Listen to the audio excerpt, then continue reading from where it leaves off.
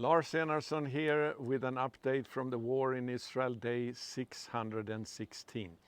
Well, during the night, early in the morning at 3 a.m., we woke up by the sirens going off again, like we have been used to in the late few months. But this time it was not because of a rocket, it was because Israel woke all of Israel up to declare that the war against Iran has begun. This is an operation that has been given the name "The Lion is Rising" or "The Rising Lion." It's taken from the book of Numbers, chapter 23, and I will read these verses here, verse 23 and 24. "For there is no enchantment against Jacob, no divination against Israel. Now it shall be said of Jacob and Israel, what has God wrought? Behold, a people, as a lioness it rises up, and as a lion it lifts itself. It does not lie down until it has devoured the prey." So this is an attack that has been prepared for actually many years, because we know that from the very beginning of the revolution in Iran in 1979, the Ayatollahs in Iran have had a very clear stated goal to obliterate Israel. They have had clocks even in official places, doomsday clocks, declaring which year Israel will cease to exist.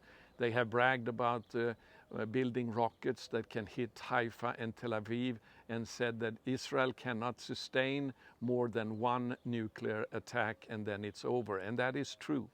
And this has been a goal for Prime Minister Netanyahu for, I would say, all of his political career, to be able to overcome this threat against the nation of Israel facing a potential second Holocaust.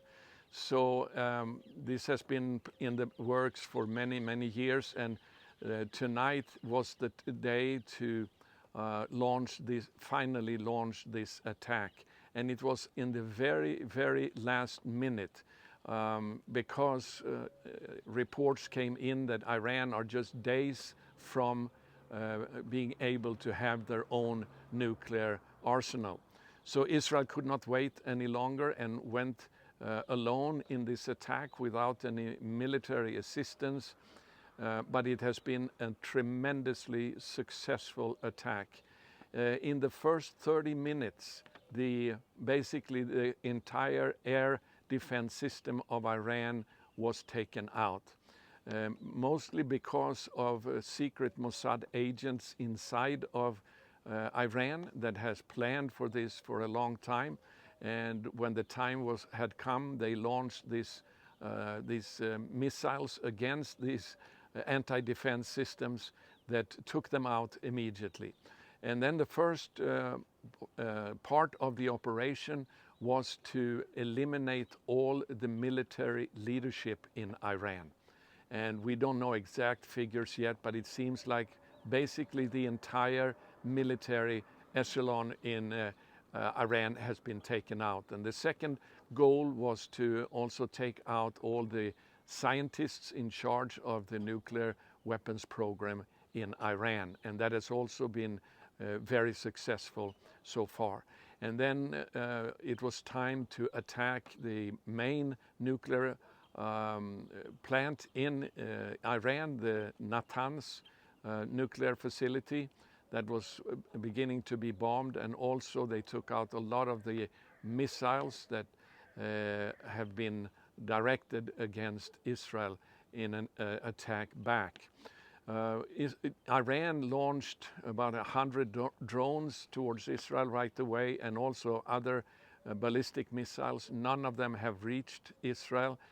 God has protected the country, and we need to give thanks to God for that. But the war is not over by any means, because Israel had to go at this by themselves without any military assistance, at least not so far from America. It is going to take quite some time, at least 2 weeks, before the operation is over. So the public in Israel has been told to be on very high alert, no public gatherings, and also to stay close to bomb shelters, protected areas. All of the airplanes at the Ben Gurion airport have been flown out to Cyprus so as not to risk that they will be destroyed in an attack at towards the airport.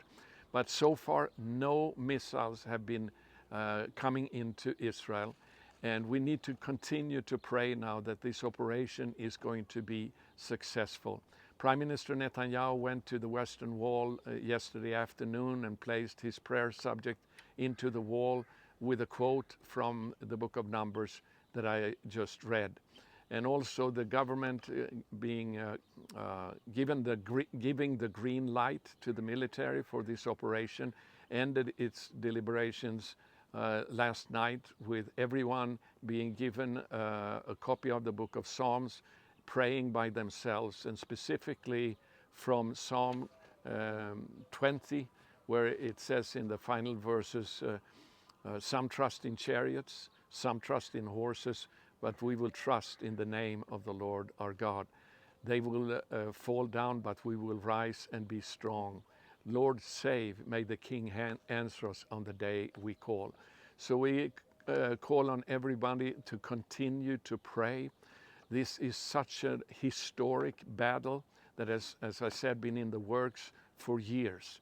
The Iranian octopus that has been trying to destroy Israel, the arms, I should say, of that octopus have basically been destroyed, both Hezbollah, Hamas, Syria, Iraq, Yemen to a great extent, and also Judea and Samaria is very much have been neutralized to a large extent, even though that threat is still there.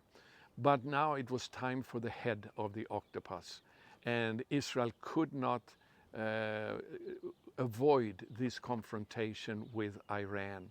So we will continue to pray that God will fight for Israel, continue to pray for the war in Gaza, the chariots of Gideon.